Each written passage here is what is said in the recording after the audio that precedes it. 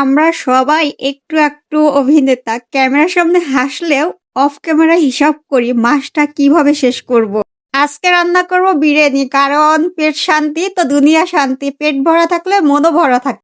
আসসালামু আলাইকুম, কেমন আছেন সবাই? আশা করছি ভালো আছেন। আল্লাহর রহমতে আমিও ভালো আছি। বিরিয়ানিতে যাওয়ার আগে একটা কথা বলতে চাই, কে কোথা থেকে আমার ভিডিওটা দেখছেন কমেন্টে অবশ্যই জানাবেন। আর ভালো লাগলে একটা লাইক, কমেন্ট, শেয়ার করবেন। তো চলেন বিরিয়ানিতে যাওয়া যাক। এখন সব মশলাগুলো আমি ব্লেন্ডার করে নিব। নিয়ে নিয়েছি কাজু বাদাম, চীনা বাদাম, কাঁচামরিচ, কিশমিশ আর শাহি জিরা। ব্লেন্ডার করা শেষ। এখন বাকি উপকরণগুলো আমি এখানে অ্যাড করব। অ্যাড করলাম জিরা গুঁড়ো, ধনিয়া গুঁড়ো, গরম মশলা গুঁড়ো, গোলমরিচ গুঁড়ো, টক দই, আদা রসুন পেস্ট, বিরিয়ানি মশলা। এগুলো ভালোভাবে এখন আমি মিক্সড করে রেখে দিব। কেননা রান্নার আগে যদি এগুলো আমরা মিক্সড করে রেখে দিই, রান্নার সময় টোটালি কোনো ঝামেলা হয় না।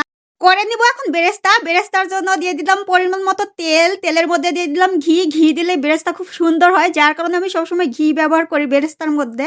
এই তো পেঁয়াজগুলো দিয়ে দিলাম। এখন ভালোভাবে ভেজে নিব আমি। ব্রেস্তা হয়ে গেছে। এখন আমি ব্রেস্তাগুলো উঠাই নেব। আমার ব্রেস্তা উঠানো শেষ। এখন আমি এখানে মাংসগুলো দিয়ে দিব।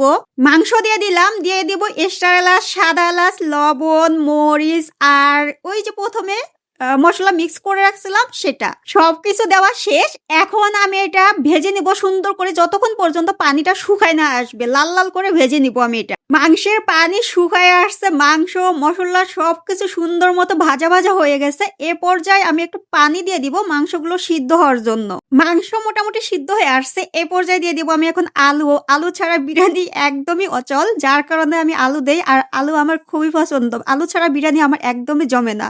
আলুগুলো হালকা সিদ্ধ হয়ে আসলে সে পর্যায়ে আমি দিয়ে দিব পেঁয়াজ বেরেস্তা। পেঁয়াজ বেরেস্তা, মাংস, আলু এগুলো আমি আবার সুন্দর করে ভেজে নিব যতক্ষণ পর্যন্ত না তেল উঠে আসে। এই তো তেল উঠে আসছে।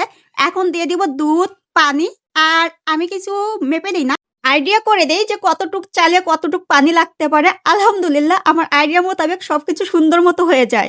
এখন আমি ঢেকে দিব দুধ আর পানি বলক আসা পর্যন্ত। এই তো বলক চলে আসছে। এখন আমি চালগুলো দিয়ে দিব।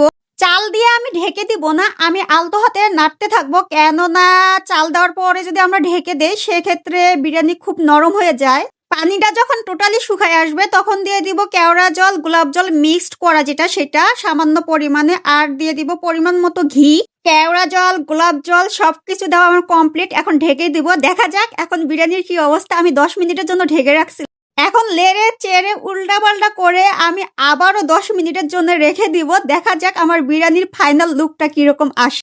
এই তো আমার বিরিয়ানির ফাইনাল লুক। আলহামদুলিল্লাহ অনেক ঝরঝরে হয়েছে, অনেক ভালো হয়েছে। আজকের ভিডিওটা এ পর্যন্তই। সবাই ভালো থাকবেন, সুস্থ থাকবেন, আমায় ভালোবাসবেন, আমার পাশে থাকবেন। আল্লাহ হাফেজ।